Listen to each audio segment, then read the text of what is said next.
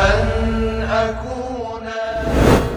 Assalamu alaikum. Thank you very much for joining us once again on our journey of Hajj with Sheikh Dr. Usama Al Atar.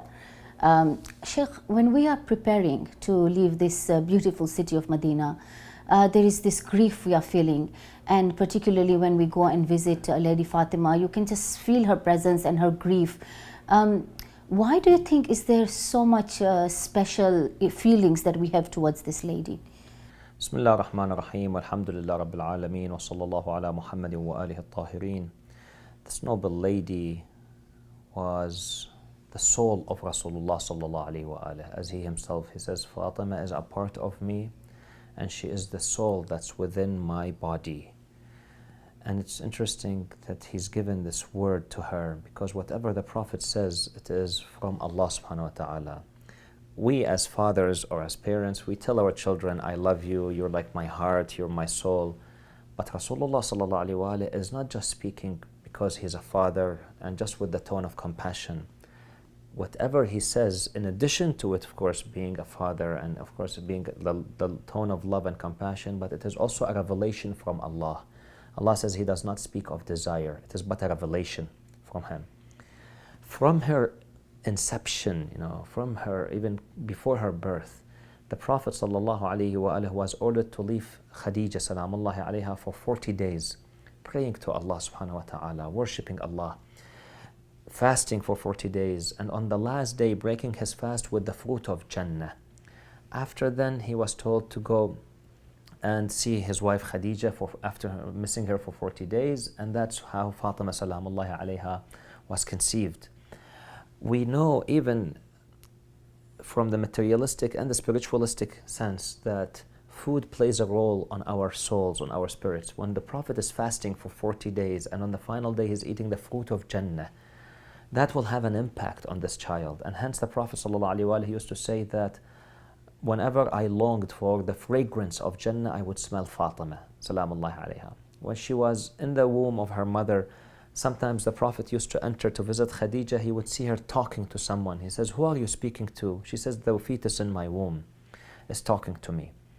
So from her, prior to even her birth, she was this, extraordinary in all her aspects. And then after her birth, she was a loving daughter. She was born 5 years after the declaration of the message of Rasulullah sallallahu alaihi wasallam in Mecca. We call it 5 years after the Ba'thah of the Holy Prophet sallallahu alaihi wasallam. So when she was a little girl, 4 or 5 years old, she would see her father coming home, bleeding, not feeling well. She used to come with her little hands, comfort the Prophet sallallahu alaihi wasallam like a compassionate, loving mother. And hence he used to hug her, kiss her, and he would say, may her father be sacrificed for her. As I mentioned, this is the words of Rasulullah sallallahu alaihi wasallam, the greatest of Allah's creation, saying that may I be sacrificed, fadaha abuha. And then he would call her the mother of her father, ummu abiha. So indeed, she was an extraordinary lady from all aspects. And this is just before even she migrated to Medina. This is the greatness of this noble lady. And these qualities of her, are these accepted across the different schools of thought, or is it particularly the Shias who give so much more importance to Lady Fatima? No, in fact, the school of thought of Ahlul Sunnah, or they admit the greatness of Fatima al-Zahra alayha salam. They narrate a hadith from al-Mu'mineen Aisha, who says that when we used to stitch clothes, we used to stitch on the nur of the face of Fatima salamullahi alayha. We would not need lights. The nur of the face. This is Aisha narrating this hadith about the nur of the face of Fatima. She also, Aisha, in another hadith says that there was no one who resembled Rasulullah sallallahu alayhi wa alihi in his walk, in his character, closer than Fatima salamullahi alayha. So her eloquence, her greatness, her being the daughter of Rasulullah, the mother of Hassan and Hussein alayhim as-salam, the children, the only grandchildren of Rasulullah sallallahu alayhi wa alihi. So they all give high reverence to Fatima al-Zahra alayha as-salam. When we come to discuss her greatness, she lived only 18 years in total. sometimes it's baffling and it confuses your logic to think that she achieved all this in 18 years. How do you justify that? Well, we find that individuals who maybe have some motivation and drive. For example, we have cases now of some teenager from a particular Muslim country who was nominated for the Nobel Prize for Peace. And she's a young lady, she's in her teens yet. So people might wonder, well, how could she achieve this? If with her perseverance, dedication, she manages in certain circumstances that worked her way, she managed to achieve this. Now, this is an ordinary human being, an ordinary girl, a girl who was not raised by Rasulullah sallallahu alaihi wa and she managed to achieve the status of being nominated, the youngest person ever to be nominated for the Nobel Prize for Peace. Now imagine about Fatima al-Zahra alayha salam, a lady who from her birth, she was born in the house of prophethood, in the house of message. The Prophet is feeding her with knowledge, with ilm. So what we expect of her, of such an individual. So it's not uncommon to see individuals who sometimes at a young age study, they memorize the Quran. At a young age, for example, they become scholars. These people are ordinary. Now when you're talking about Fatima al-Zahra alayha salam, who herself is an extraordinary woman, she's raised in an extraordinary house and with the greatest of Allah's creation, Rasulullah sallallahu alayhi wa alayhi, it's no surprise to see that she had all the knowledge that she had and she achieved and accomplished all that she's accomplished. We also see her as the leader. We are told she is the leader of the women of the world. But sometimes when you look at her life and the example of her being a woman, women sometimes get confused because they are not examples of what you would call in the modern word women's liberation. So you don't see Lady Fatima speaking out, going out of the house. We always encourage that she was tending to her children, cooking food, which kind of does not work with the modern day woman. How can a modern day woman who is out doing work relate to Lady Fatima as her leader? Fatima salamullahi alayha, she used to teach.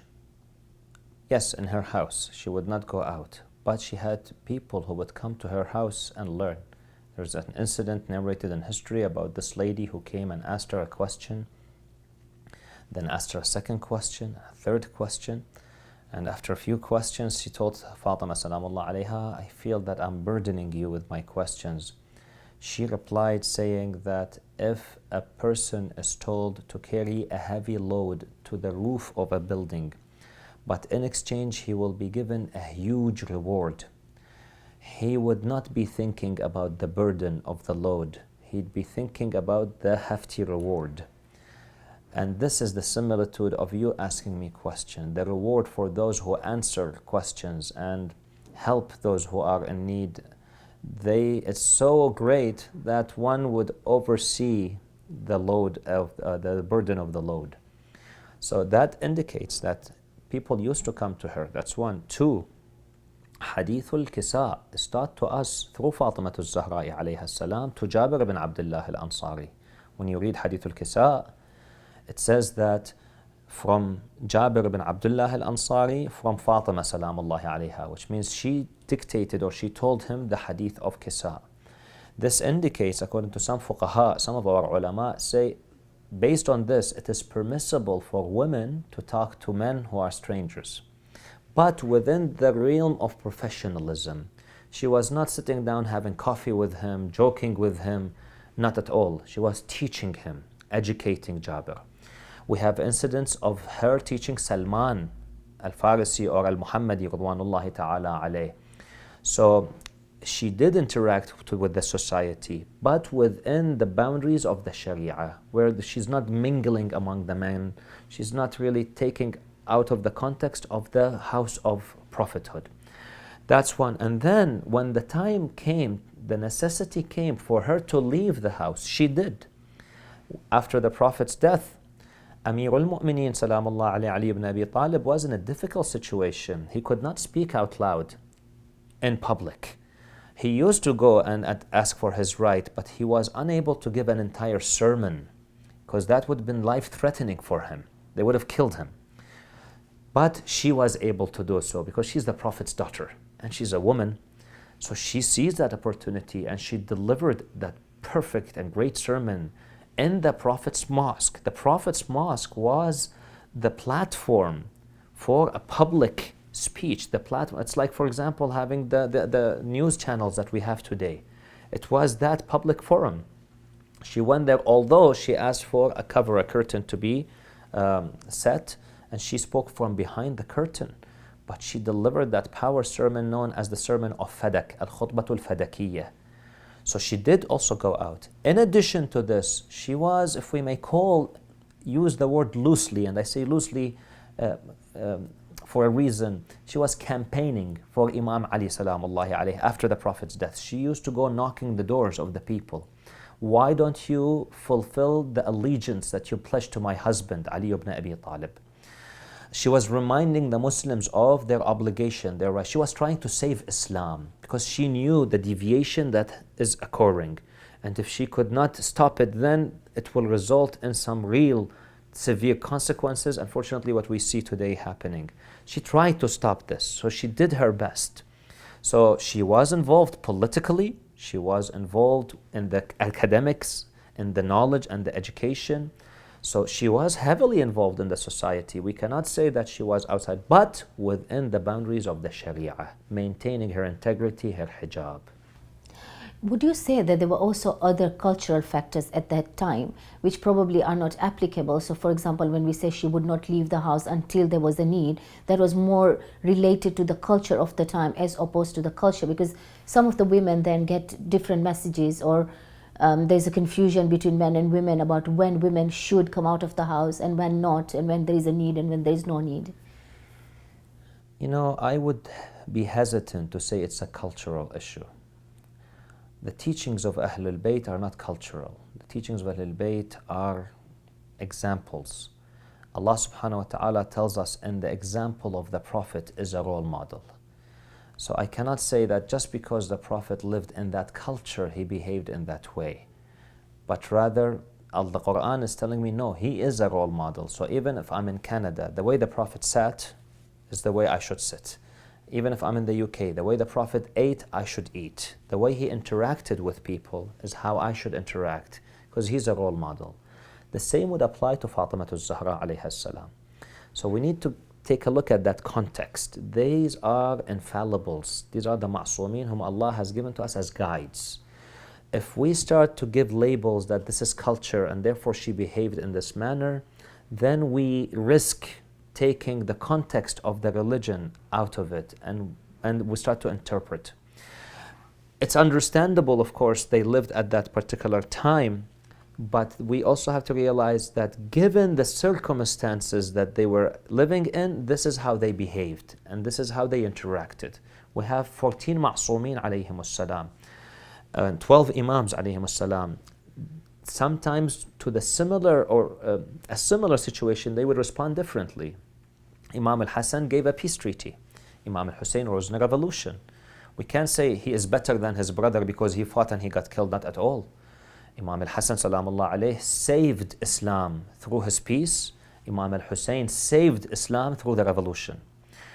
Imam al-Hassan used to live to show the greatness of Islam. So he lives what we, again I use the term very loosely, a luxurious life. Partly because maybe he wanted to show the Muslims that, listen, if you follow us Ahlul Bayt, we also have dunya. Not just Muawiyah ibn Abi Sufyan has dunya, has money, has wealth. We also have it. So look at us. But we also have akhirah. We are the masters of the youth of Jannah.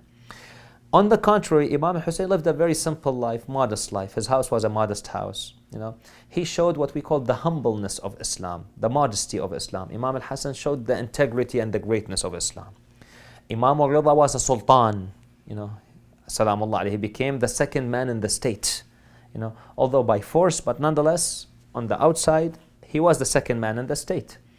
Whereas, for example, you find Imam al-Sajjad living also a modest life. Does that mean Imam al-Sajjad is better than Imam al-Rida? Of course not. These are all Imams, but to different circumstances, they reacted differently. That, yes, we can study that context of the circumstance of the history and then we react accordingly. But we cannot just say that their reactions was out of a culture. Okay? But rather it is how Allah ordered them to behave and interact, and that's why they're role models for us. Okay. And final question. She's such a great personality and there's so much for both men and women to learn from her. Unfortunately, sometimes we feel that there's very little we know about the life of Lady Fatima. Would you suggest any kind of reading or sources that people can read up to know more about her? There are several books of history. In English, a good one maybe Kitabul Irshad by Sheikh Mufid. It talks about the lives of the Imams alayhimus salam, but one can also have some understanding there. There is also Kitabul Amali by Sheikh Al-Mufid, which has also been translated in English. Both of those books are available in English. And then there are books about Fatima az-Zahra alayha salam. Fatima the Gracious, for example, by a person who was a Sunni and became a Shia, Ode. And there's other books as well available that people can look up online about the history and the life of this noble lady. And interestingly, this lady is the only lady upon whom or after whom an entire dynasty was formed. The Fatimid dynasty is named after Fatima az-Zahra, and they established Al-Azhar University from Az-Zahra salamullahi alayha. That's not many people know. So she is such a great lady where a whole state or a dynasty was named. Of course, that does not give her any merit. It does not mean that she's, but it's interesting that she is a lady, to have a dynasty named after a lady. That's something interesting to mention. Thank you very much, Sheikh Usama. And thank you for watching. And if you have any questions or any topics that you would like us to discuss with Sheikh Usama, please do email it to us. Thank you very much. Khuda Hafiz. أن أكون لك عبدا وكفى بي فخرا أنت